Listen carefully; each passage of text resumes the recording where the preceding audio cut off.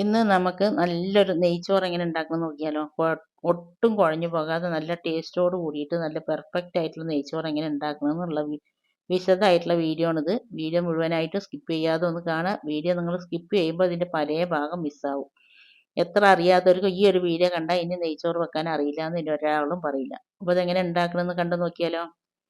Welcome back to our channel. നമ്മുടെ പുതിയൊരു വീഡിയോയിലേക്ക് എൻ്റെ എല്ലാ കൂട്ടുകാർക്കും സ്വാഗതം. കാണുമ്പോൾ തന്നെ അറിയില്ല, നല്ല അടിപൊളി നെയ്ച്ചോറാണ്.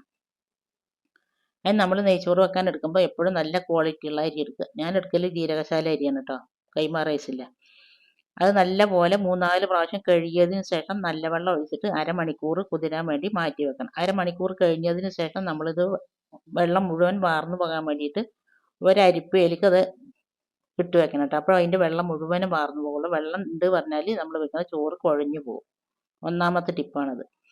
പിന്നെ ഞാനിതൊരു ചട്ടി വെച്ചിട്ടുണ്ട്. അതിലേക്ക് ഞാൻ 2 ടേബിൾ സ്പൂൺ ഓയിൽ ഒഴിച്ചിട്ടുണ്ട്. ഫ്ലെയിം ഓൺ ആക്കിയിട്ടുണ്ട്, മീഡിയം ഫ്ലെയിമിലാണ്. അതിന് ശേഷം ഞാൻ അതിലേക്ക് 1 ടേബിൾ സ്പൂൺ നെയ്യ് ഒഴിച്ച് കൊടുത്തിട്ടുണ്ട്. അത് രണ്ടും നല്ലപോലെ ചൂടായതിന് ശേഷം നമ്മളിതിലേക്ക് 1 ഉള്ളി വറുത്തെടുക്കുകയാണ്. ഇത് നമുക്ക് ദമ്മിടാൻ വേണ്ടിയിട്ടാണ്. ഉള്ളി, അണ്ടിപ്പരിപ്പ്, മുന്തിരി ഞാൻ അതിലേക്ക് വറുത്തെടുത്തിട്ടുണ്ട്. മുന്തിരി വേണം നിർബന്ധമൊന്നുമില്ല കേട്ടോ. ഞാൻ കുറച്ച് അണ്ടിപ്പരിപ്പ് എടുത്തിട്ടുണ്ട്, ഉള്ളി വറുത്തെടുത്തിട്ടുണ്ട്. പിന്നെ അതേ എണ്ണയിലേക്ക്, ഞാൻ അതിലേക്ക് വേറെ എണ്ണയൊന്നും ഒഴിച്ചിട്ടില്ല. അതേ എണ്ണയിലേക്ക് തന്നെ ഞാൻ അതിലേക്ക് 1 ബേ ലീഫ് ഇട്ടിട്ടുണ്ട്, ഒരു 4 ഗ്രാമ്പു ഇട്ട് കൊടുക്കുന്നുണ്ട്, പിന്നെ 4 ഏലക്കായ ഇട്ട് കൊടുക്കുന്നുണ്ട്, പിന്നെ 2 തുണ്ട് പട്ട ഇട്ട് കൊടുക്കുന്നുണ്ട്. ചെറിയ തുണ്ടാണ് കേട്ടോ. 4 ഗ്ലാസ് അരിയാണ് എടുത്തിരിക്കുന്നത് ഞാൻ. അപ്പോൾ അതിന് ഓരോന്നും അതിൻ്റെ കണക്കാക്കിയിട്ടാണ് ഞാൻ ഇട്ട് കൊടുത്തിരിക്കുന്നത്. ഞാനിതിൻ്റെയൊക്കെ എല്ലാ അളവ് ഞാൻ സ്ക്രീനിൽ എഴുതി കാണിച്ചിട്ടുണ്ട്. ഇനി അതിനുശേഷം അതിൻ്റെ ഫ്ലേവർ നല്ലപോലെ ഒന്ന് വരും. അതൊക്കെ ഒന്ന് പൊട്ടിയിട്ട് അതിൻ്റെ ഫ്ലേവർ വരുന്ന സമയത്ത് നമ്മൾ ഇതിലേക്ക് ഒരു മീഡിയം സൈസ് വലിയ ഉള്ളിൻ്റെ പകുതിയാണ് കേട്ടോ എൻ്റെ അമ്മ ഇങ്ങനെ വെക്കൽ. അപ്പോൾ അതേപോലെ തന്നെ ഞാനും വെക്കൽ. നല്ല ടേസ്റ്റാണ് ഇങ്ങനെ നെയ്ച്ചോറ് വെച്ചിട്ടുണ്ടെങ്കിൽ. ഇങ്ങനെ വെക്കാത്തവരുണ്ടെങ്കിൽ ഒന്ന് ഉണ്ടാക്കി നോക്കണം കേട്ടോ. അതിൻ്റെ ഉള്ളീൻ്റെ പച്ചമണക്ക് മാറി ഉള്ളി ഒന്ന് സോഫ്റ്റ് ആയാൽ മതി, ഗോൾഡൻ കളർ ആവരുത്. ഗോൾഡൻ കളറായി വന്നാൽ നമ്മുടെ നെയ്ച്ചോറിൻ്റെ കളറേ വ്യത്യാസമാവും. അതിന് ശേഷം ഞാൻ ഒരു കൂട് വെളുത്തുള്ളി എടുത്ത് നല്ലപോലെ ചതച്ചതിന് ശേഷം എണ്ണയിലിട്ട് കൊടുത്തിട്ടുണ്ട്. എണ്ണയിലിട്ട് നമ്മുടെ വെളുത്തുള്ളിയും കൂടി ഇടുമ്പോൾ നല്ലൊരു ഫ്ലേവർ ഉണ്ടാവും, കഴിക്കുമ്പോഴും നല്ലൊരു ടേസ്റ്റ് ഉണ്ടാവും നമ്മുടെ നെയ്ച്ചോറിന്. അതിന് ശേഷം ഞാൻ അതിലേക്ക് വെള്ളം ഒഴിച്ച് കൊടുക്കുന്നുണ്ട്. 1 കപ്പ് അരിക്ക് 1.5 കപ്പ് എന്നുള്ള കണക്കിനാണ് ഞാൻ വെള്ളം എടുക്കൽ. ഞാൻ എടുക്കൽ സാധാരണ അങ്ങനെയാണ് കേട്ടോ. നെയ്ച്ചോറിനായാലും ബിരിയാണിക്കായാലും ഞാൻ അങ്ങനെയാണ് എടുക്കൽ. വെള്ളം ഒഴിച്ചതിന് ശേഷം അതിലേക്ക് ആവശ്യമായിട്ടുള്ള ഉപ്പും ഞാൻ ഇട്ട് കൊടുക്കുന്നുണ്ട്. എന്നിട്ട് നമ്മൾ അടച്ച് വെച്ചിട്ട് ഹൈ ഫ്ലെയിമിൽ അടച്ച് വെക്കുക. അടച്ച് വെച്ചിട്ടുണ്ടെങ്കിൽ ഒരു 2-3 മിനിറ്റ് ആകുമ്പോഴേക്കും നല്ലപോലെ തിളച്ച് വരും. തിളച്ച് വന്ന സമയത്ത് ഞാൻ അതിലേക്ക് ഒരു മുറി നാരങ്ങൻ്റെ ജ്യൂസ് ഒഴിച്ച് കൊടുത്തിട്ടുണ്ട്, ചെറുനാരങ്ങൻ്റെ നീര് കൂടി ഒഴിക്കുമ്പോൾ നമ്മുടെ ചോറ് ഒരിക്കലും ഒട്ടിപ്പിടിക്കുകയോ കുഴഞ്ഞു പോകുകയൊന്നും ചെയ്യില്ല. അതിന് ശേഷം നല്ലപോലെ ഇളക്കിയതിന് ശേഷം ഞാൻ അതിലേക്ക് നമ്മൾ വെള്ളം മുഴുവനായിട്ടും വാർത്ത് വെച്ച അരി ഞാൻ അതിലേക്ക് ഇട്ട് കൊടുത്തിട്ടുണ്ട്. ഈ അരി ഇട്ട് കൊടുത്തിട്ട് നല്ലപോലെ ഇളക്കി കൊടുക്കുക. നല്ലപോലെ തന്നെ ഇളക്കണം കേട്ടോ, അല്ലെങ്കിൽ അരി കട്ട പിടിക്കുള്ളൂ. അരി ഇട്ട് നല്ലപോലെ ഇളക്കിയതിന് ശേഷം മൂടി വെച്ചിട്ട് ഹൈ ഫ്ലെയിമിൽ ഒരു 2-3 മിനിറ്റ് ആകുമ്പോഴേക്കും തന്നെ നല്ലപോലെ ഇത് തിളച്ച് വരും. തിളച്ച് വരുന്ന സമയത്ത് നമ്മളിതൊന്ന് തുറന്നിട്ട് അത് നല്ലപോലെ എല്ലാ ഭാഗത്തും ഇളക്കി കൊടുക്കുക.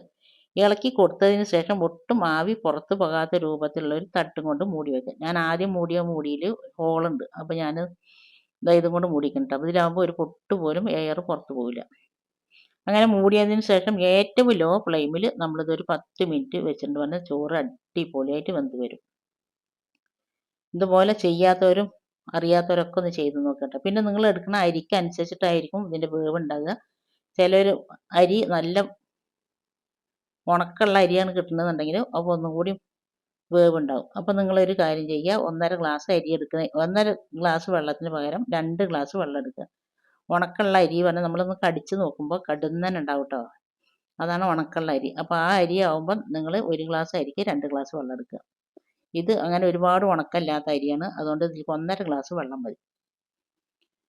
അതിന് ശേഷം നമ്മൾ വറുത്ത് വെച്ച അണ്ടിപ്പരിപ്പും മുന്തിരിയും ഞാൻ അതിലേക്ക് 10 മിനിറ്റ് കഴിഞ്ഞതിന് ശേഷം തുറന്നിട്ട് നമ്മൾ വറുത്ത് വെച്ച അണ്ടിപ്പരിപ്പും മുന്തിരി അതിലേക്ക് ഇട്ടിട്ടുണ്ട്. 1 ടേബിൾ സ്പൂൺ നെയ്യ് ഒഴിച്ച് കൊടുത്തിട്ടുണ്ട്. ഇനി നമ്മളിത് ഫ്ലെയിം ഓൺ ആക്കണമെന്നില്ല കേട്ടോ, അങ്ങനെ ആ ചൂടെ തന്നെ ഇരുന്നിട്ട് പറഞ്ഞാൽ നെയ്യൊക്കെ നല്ലപോലെ മെൽറ്റായി വന്നോളും. അങ്ങനെ തന്നെ ഞാനൊരു 10 മിനിറ്റ് അങ്ങനെ വെച്ചിട്ടുണ്ട്. വെച്ചതിന് ശേഷം ഞാൻ 10 മിനിറ്റും കൂടി കഴിഞ്ഞതിന് ശേഷം തുറന്നിട്ടുണ്ട്. നമ്മുടെ ചോറൊക്കെ നല്ല പെർഫെക്റ്റ് ആയിട്ട് നല്ല അടിപൊളിയായിട്ട് വെന്ത് വന്നിട്ടുണ്ട്. ഒട്ടും കുഴഞ്ഞു പോകുകയോ കട്ടകുത്ത് ഒന്നും ചെയ്തിട്ടില്ല. ഇത്ര നേരം എൻ്റെ വീഡിയോ കണ്ട് എന്നെ സപ്പോർട്ട് ചെയ്തതിൻ്റെ എല്ലാ കൂട്ടുകാരനെ കൊണ്ടും ഒരുപാട് നന്ദി. തുടർന്നും നിങ്ങളുടെ സപ്പോർട്ട് ഉണ്ടാണ്. നമ്മുടെ ചാനലിൽ ഒരുപാട് ബിരിയാണീൻ്റെ റെസിപ്പീസും നാടൻ റെസിപ്പീസും ഒക്കെ ഞാൻ ഇട്ടിട്ടുണ്ട്. കാണാൻ താല്പര്യമുള്ളവരുണ്ടെങ്കിൽ ഒന്ന് കണ്ടു നോക്കുക. ഇതിപ്പോൾ ഞാൻ ഒരുപാട് നേരം വെച്ചിട്ടില്ല കേട്ടോ, ഒന്നും കൂടി ചൂടാറിയിട്ടാണ് നമ്മൾ വിളമ്പെന്ന് പറഞ്ഞാൽ നല്ല കൊലുകൊലേനുണ്ടാവും.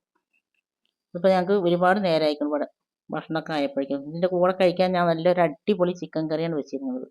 അതും കൂടി ഇടുമ്പോൾ നമ്മുടെ വീഡിയോ ഒരുപാട് ലെങ്ത് ആകുള്ളൂ. അതുകൊണ്ട് ഞാൻ ഇതിൽ ഉൾപ്പെടുത്തിയിട്ടില്ല. നിങ്ങൾക്ക് വീഡിയോ ഇഷ്ടമായി നിങ്ങൾ എല്ലാവരും ഒന്ന് ഉണ്ടാക്കി നോക്കുക. ഉണ്ടാക്കി നോക്കുന്നുണ്ടെങ്കിൽ എൻ്റെ ഫീഡ്ബാക്ക് എന്തായാലും താഴെ കമൻറ്റ് ബോക്സിൽ അറിയിപ്പിക്കുക. നിങ്ങൾക്ക് നിങ്ങളുടെ ഫ്രണ്ട്സ് ആൻഡ് ഫാമിലി ഗ്രൂപ്പിലേക്ക് ഒന്ന് ഷെയർ ചെയ്ത് കൊടുക്കുക. ആദ്യമായിട്ട് നമ്മുടെ വീഡിയോ കാണുന്ന പുതിയ കൂട്ടുകാരുണ്ടെങ്കിൽ സബ്സ്ക്രൈബ് ചെയ്ത് സപ്പോർട്ട് ചെയ്യുക. അപ്പോൾ ഓക്കെ, താങ്ക് യു, ബൈ.